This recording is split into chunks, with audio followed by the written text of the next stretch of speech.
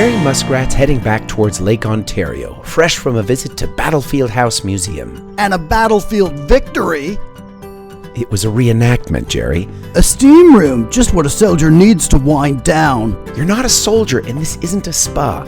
It's the Museum of Steam and Technology, a National Historic Site and civil engineering landmark. Whoa!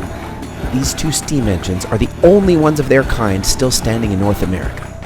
Steam power was used to pump clean water from Lake Ontario up to a reservoir, which gravity then brought down to Hamilton.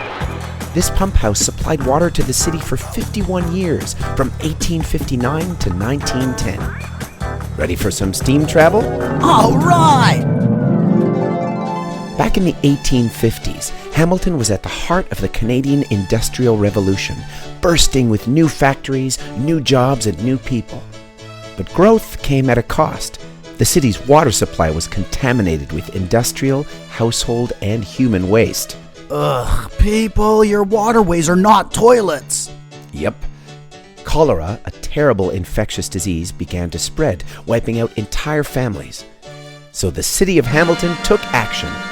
The new waterworks helped keep cholera from spreading, it helped keep fire from spreading, and it made for some pretty cool water features. Splendid fountain, old chap. How refreshing. Refreshing for the residents of the city, but not so much for the workers at the pump house, where temperatures could reach 45 degrees Celsius. Teams of 3 or more would work round the clock, making sure the water kept flowing. Stokers stoked coal, oilers oiled the engines, and engineers made sure the whole thing ran like a top. Dude, are you an engineer? Aye, James McFarlane's the name. Chief Engineer of the Hamilton Pump. I held this post from the day it was born to the day it was retired. Steam me up, Scotty. Oh, I guess you don't know sci-fi, eh, James? Of course I do. I read Jules Verne's 20,000 Leagues Under the Sea, inspired by the kind of revolutionary steam-powered technology you find right here. Ooh, that reminds me. Captain Nemo sent me on a mission to find his lost pieces. I need to find something metallic. Jerry, everything here is metallic. So, James, can you tell me about the pumps? Certainly. These are Wolf Compound rotative double-acting engines made by John Gartshaw's iron and brass foundry right here in Dundas.